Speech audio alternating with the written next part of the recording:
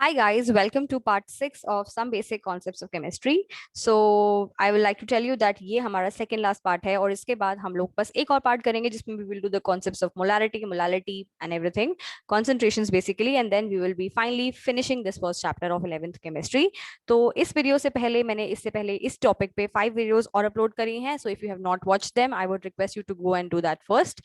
And if you have done that, so let's start with this one. ठीक है, इसमें हम लोग समझेंगे about stoichiometry of reaction, the concept basically and the limiting reagent concept. तो कभी कभार लोगों को कॉन्सेप्ट समझ में नहीं आता और इसलिए वो क्वेश्चन प्रैक्टिस नहीं कर पाते हैं, but I am sure after watching this video you will not have any doubts in that question part and I am sure that you will be able to handle all the question that will come your way. ठीक है, but just make sure कि आपने इससे पहले mole concept की दोनों videos देखी हैं and only then you will watch this video, है ना.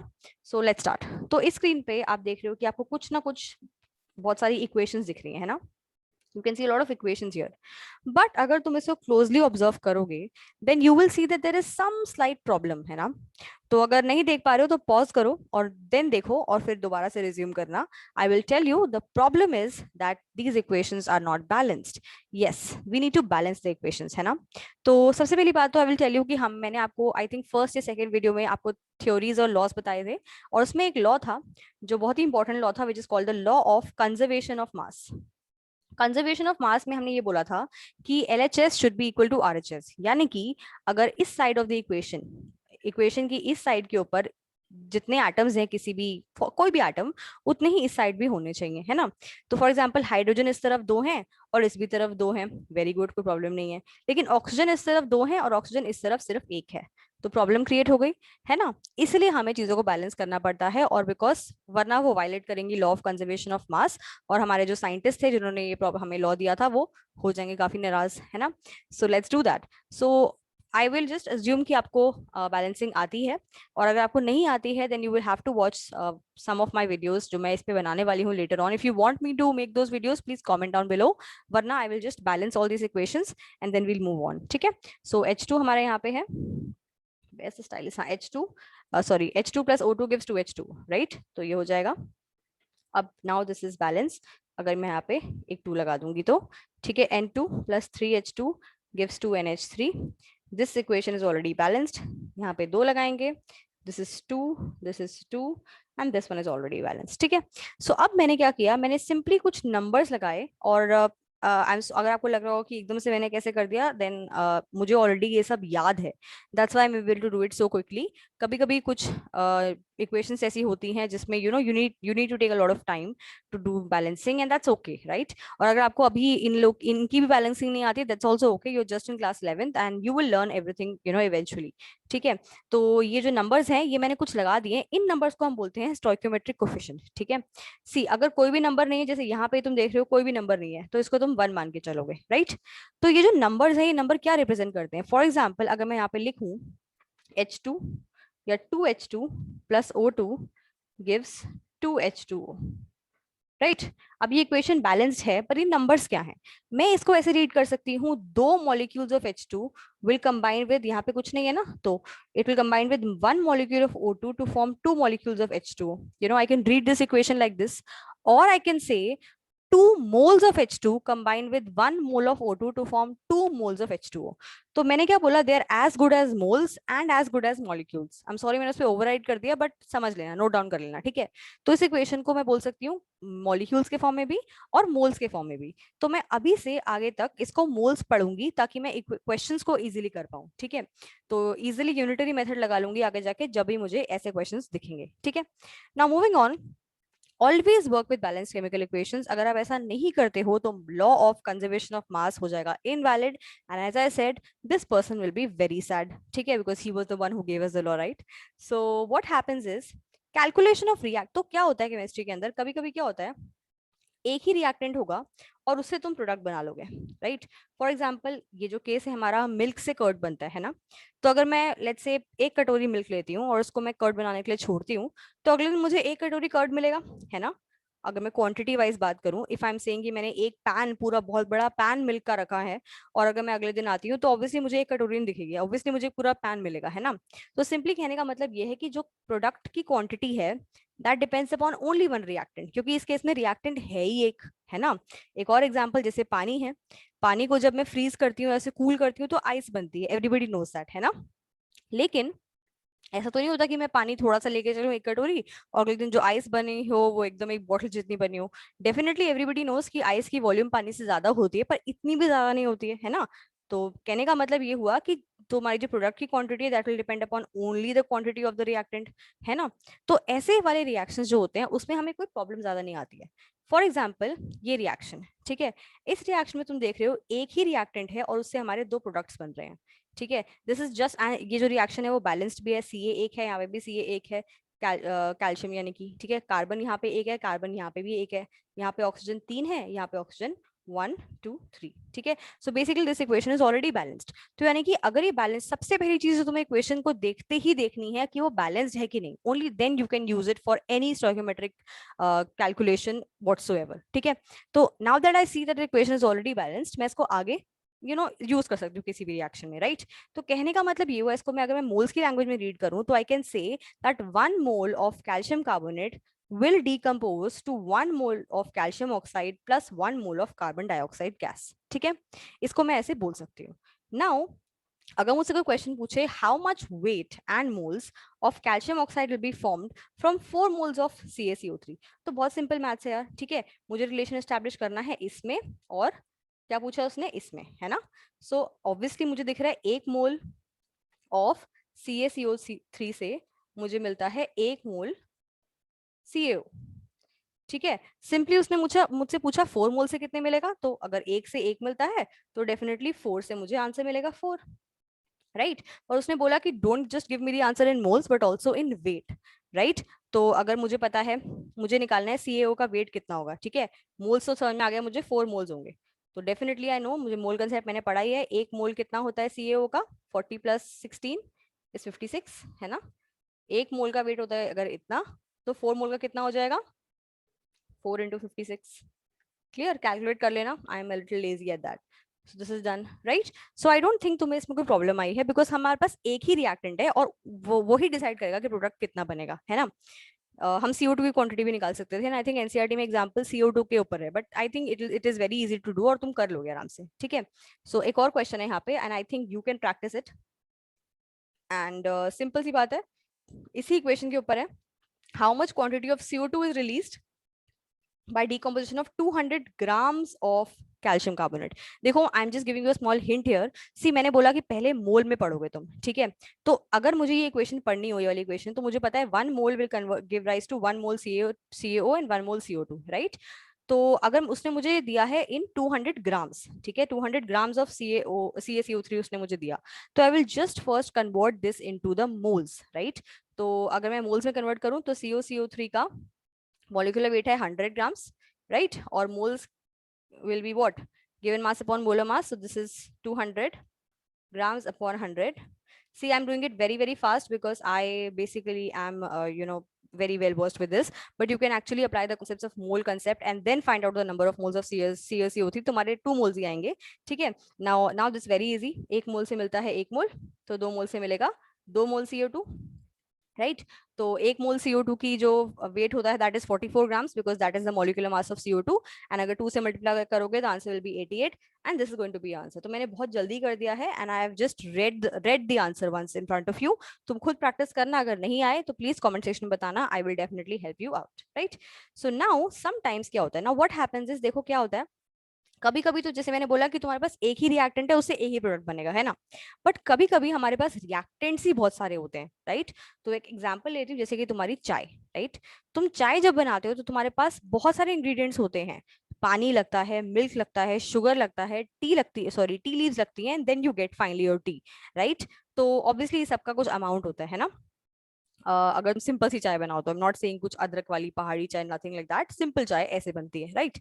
अगर मैं तुम्हें बोलूं कि तुम्हें चाय बनानी है, ठीक है, और तुम्हारे पास क्वांटिटीज कुछ ऐसी हैं, तुम्हारे पास वाटर भी अनलिमिटेड है, तुम्हारे पास मिल्क भी अनलिमिटेड है, तुम्हारे पास शुगर भी अनलिमिटेड है, लेकिन जो टी लीव्स हैं तुम्हारे पास सिर्फ और सिर्फ 200 ग्राम्स है, ठीक है, तो खुद सोचो, अगर तुम चाय बनाने गए हो और तुम्हारे पास सब कुछ अनलिमिटेड है लेकिन एक चीज तुम्हारी बहुत कम पड़ गई, तो चाय की क्वांटिटी किस पे डिपेंड करेगी? ऑब्वियसली उस पर जो चीज कम पड़ गई, है ना।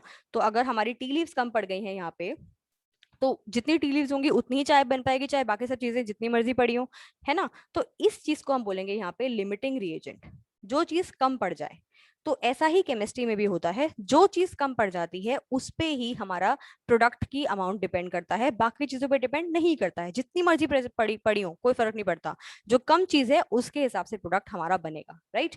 So the reactant that is least in amount will decide the quantity of product and that is final, right. So limiting reagent अब निकालते कैसे हैं? अब जैसे यहाँ पे तो मैंने तुम्हें बता ही दिया कि अनलिमिटेड अनलिमिटेड अनलिमिटेड और 200 ग्राम्स तुम्हारा वो पड़ा हुआ है ना, तो तुम्हें दिख गया कि यार ये तो कम पड़ा हुआ है। लेकिन केमिस्ट्री में कैसे निकालोगे? केमिस्ट्री में ऐसे निकालोगे कि जैसे हमारे पास फॉर एग्जांपल मैंने तुम्हें दिखाया था ना, 2H2 plus O2 gives 2H2। तो ये जो नंबर्स है तुम्हारे स्टोइकियोमेट्रिक कोफिशिएंट थे, कुछ नहीं है तो 1 लगा दोगे, है ना। ये स्टोइकियोमेट्रिक कोफिशिएंट थे। तो तुम क्या करोगे, तुम्हारा जो भी चीज है उसका तुम नंबर ऑफ मोल्स निकालोगे पहले, राइट, और उसको डिवाइड कर दोगे तुम्हारे स्टोइकियोमेट्रिक कोफिशिएंट से, राइट। फॉर एग्जांपल मुझे इसके नंबर ऑफ मोल्स 4 गिवन है, ठीक है, और मैंने डिवाइड कर दिया, इसका स्टोइकियोमेट्रिक कोफिशिएंट कितना है 2, तो इसका हो गया 2 वैल्यू आ जाएगी, राइट। और इसके मान लो तुम्हें मोल्स गिवन है लेट्स से 3, राइट, और इसको तुम डिवाइड कर दोगे 1 से, बिकॉज इसका स्टोइकियोमेट्रिक कोएफिशिएंट 1 है, इसकी आंसर आ जाएगी 3। तो अब 3 और 2 में से छोटा कौन है? ऑब्वियसली 2 छोटा है। So this is going to be the limiting reagent of this reaction. तो अगर हमारा पास ऐसे है कि इसके ये इतना अमाउंट पड़ा है, इसका इतना अमाउंट पड़ा है, तो जो वाटर की क्वांटिटी होगी that will depend upon this value, यानी कि H2 के अमाउंट पर डिपेंड करेगी, ठीक है। Is it clear? तो कहने का मतलब ये हुआ, जब हम 3-4 चीजें मिला के एक प्रोडक्ट बना रहे हैं तो हम लोग ऑब्वियसली अगर प्रोडक्ट की क्वांटिटी डिफाइन करने जाएंगे तो वो उस पर डिपेंड करेगी जो चीज कम पड़ी होगी, and that is the entire concept of limiting reagent, और कुछ भी नहीं है। और सबसे पहली बात तो ये देखनी है कि हमारा जो क्वांटिटी, जो हमारा रिएक्शन है, that definitely must be balanced, वरना तो तुम आगे बढ़ ही नहीं सकते, ठीक है। Is it clear? So is it clear? यही वही लिखा हुआ है मैंने यहाँ पे। So now that we know the concepts, we should definitely practice some numericals, क्योंकि कॉन्सेप्ट पता हो और न्यूमेरिकल ना करें तो फायदा क्या होगा, है ना। So question is, calculate the amount of water produced by combustion of 16 gram of methane, right. अब ये जो इक्वेशन है गाइज, ये इक्वेशन तुम्हें पता नहीं है तो अभी मैं बता देती हूँ। whenever there is any you know carbon compound like this, or alkene or even alkyne, when it is present or decomposed in presence of oxygen, तब हमारे पास CO2 और वाटर ही रिलीज होता है, राइट और ये इक्वेशन मैंने अभी फर्स्ट स्लाइड पे बैलेंस भी करी है ना। यहाँ पे 2 लगाया था और यहाँ पे 2 लगाया था। और हमेशा याद रखना कि जब भी तुम कोई चीज जलाते हो, राइट, तुमने कभी कोई चीज जलते हुए देखी होगी, कोई पेपर जला रहे कुछ वॉट, तो वहां पे ऑक्सीजन का अमाउंट लिमिटेड नहीं होता, ठीक है। तुमने देखा होगा वो अनलिमिटेड अमाउंट ऑफ ऑक्सीजन में हीट होती है, तुम ऐसे लिमिटेशन में ऑक्सीजन नहीं डाल रहे होते, ऑक्सीजन तो हवा में है ना, तो ऑक्सीजन तो ऑब्वियसली अनलिमिटेड होता है, तो that's why you never limit the amount of oxygen whenever you are decomposing something. So this reaction is a simple decomposition reaction, and definitely यहाँ पे sorry decomposition, मैंने जितनी बार decomposition बोला that is combustion reaction, ठीक है। This is a very simple combustion reaction, और उसमें जितनी भी ऑक्सीजन होती है that is just present in air, और उसको हम लोग लिमिट नहीं कर सकते, है ना। तो इसीलिए डेफिनेटली ये जो रिएक्शन है इसमें लिमिटिंग रिएजेंट हमें ढूंढने की जरूरत ही नहीं है। Limiting reagent will be one of the reactants, ये तो पता ही है। प्रोडक्ट तो प्रोडक्ट है, वो तो लिमिटिंग रिएजेंट हो नहीं सकता, ठीक है। चाय बना रहा है तो थोड़ा चाय बनी हुई वो थोड़ा लिमिटिंग रिएजेंट होगी, जो उसके रिएक्टेंट्स है उसमें से कोई लिमिटिंग रिएजेंट होगा ना। तो इन दोनों में से, ऑक्सीजन और मिथेन में से, ऑब्वियसली ऑक्सीजन तो एक्स्ट्रा क्वांटिटी में है, तो हम लिमिटिंग रिएजेंट डेफिनेटली हमारा मिथेन होगा। तो जो भी प्रोडक्ट है वो मिथेन की क्वांटिटी पे डिपेंड करेगा, ठीक है। सो calculate the amount of water produced by the combustion of 16 gram of methane. तो पहले हम डेफिनेटली लिखते हैं, 1 मोल से हमें मिलता है कितना ऑक्सीजन, कितना water, right. So with 1 mole of methane I get 2 moles of water, clear. और ये मुझे डेफिनेटली दिख रहा है अपनी स्टोइकियोमेट्रिक इक्वेशन में, है ना। उसने बोला calculate the amount of water produced by combustion of 16 grams. 16 grams of methane को मैं first of all mole of methane में कैलकुलेट कर लेती हूँ, तो that is going to give me the answer 1 mole, क्योंकि जो हमारा मीथेन होता है उसका मॉलिक्यूलर वेट 16 ग्राम्स होता है, तो 16 gram will definitely wake 1 mole only, और उसका आंसर आएगा 2 मोल वाटर, ठीक है। और 2 मोल वाटर कितना होता है? 1 मोल होता है 18 grams, into 2 is 36। See I am doing it very fast क्योंकि मैं मोल कंसेप्ट से वेल वर्स्ड हूँ। अगर आपको मोल कंसेप्ट अप्लाई करने के बाद ये क्वेश्चन करना है तो इट विल टेक टाइम, डरना मत, ठीक है। Apply the concepts of mole. सबसे पहली बात तो 16 ग्राम्स ऑफ मीथेन है तो उसको कन्वर्ट कर लो मोल में। मैंने सिंपली बोला है इक्वेशन को तुम मोल के सेंस में रीड करोगे हमेशा, है ना। तो मोल के सेंस में रीड करने के लिए तुम उसको फटाफट से पहले मोल में कन्वर्ट कर लो। जितना भी अगर तुम्हें मोल में गिवन है तो उससे बढ़िया बात नहीं हो सकती। पर अगर तुम्हें वेट्स के फॉर्म में गिवन है तो डेफिनेटली फर्स्ट कन्वर्टेड इनटू मोल और आंसर को मोल में ही निकालो। और फिर अगर उसने पूछा है कि वेट बताओ तो फिर उस मोल को तुम वेट में कन्वर्ट करोगे। That is going to be your answering criteria, ठीक है। Then we have the last question which is this question. यहाँ पे आइडेंटिफाई द के बाद मैंने क्वेश्चन लिखा नहीं, that is actually limiting reagent only, ठीक है। तो ये क्वेश्चन एनसीईआरटी का क्वेश्चन है, 50 grams of KG of N2। तो ये जो इक्वेशन है पहले लिख लो। Equation is this, N2 plus 3H2 gives 2NH3, right. This is a typical question of limiting reagent और ये एनसीईआरटी का पार्ट है। बट अगर तुम्हें ये क्वेश्चन नहीं आता है तो लेट्स फर्स्ट डू दैट।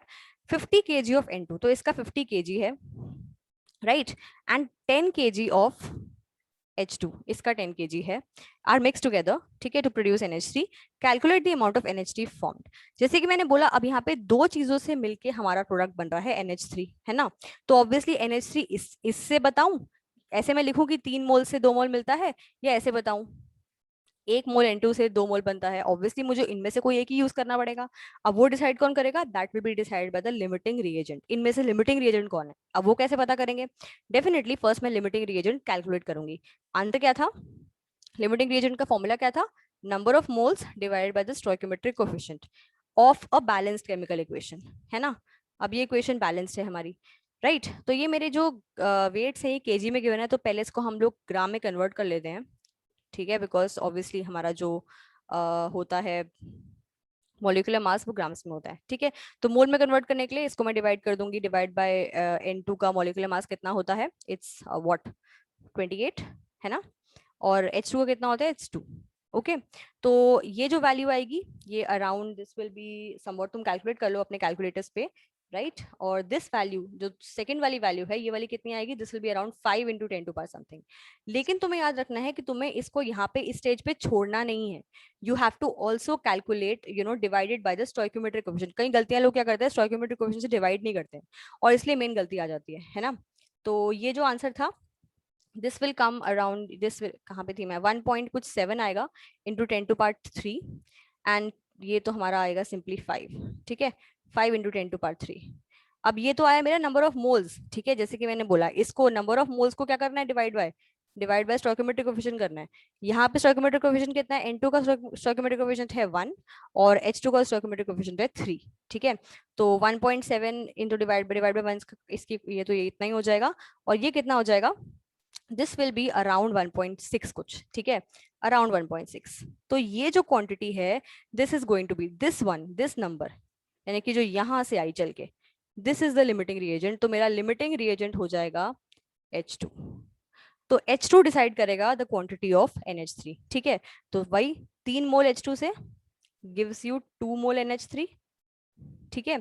तो अब मेरे पास कितने मोल है H2 का, तुमने निकाला है ना मोल, यहाँ पे इतना मोल निकाला है ना। तो 3 मोल H2 से इतना मोल बनता है, 1 मोल H2 से मिलेगा कितना, 2/3 into 5 × 10⁻3। This is the amount in grams, which will be around 3.3 × 10⁻3 grams of NH3, right? So you take your time to solve the question, you take your time to absorb the concept of mole concept and then only solve the question. अगर तुम्हें नहीं समझ में आया तुम दोबारा से इस वीडियो को रिविजिट करो मोल कंसेप्ट पढ़ने के बाद and definitely you will understand what I'm trying to say, ठीक है।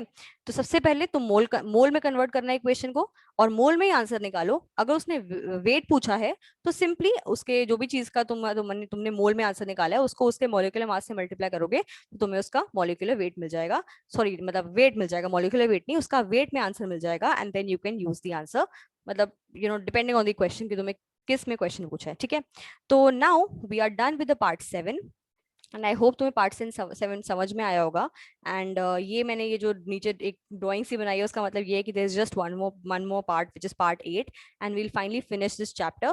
So I hope you like it. If you did, then do press the like button, and if you like it very much then do share it with your friends, and thank you.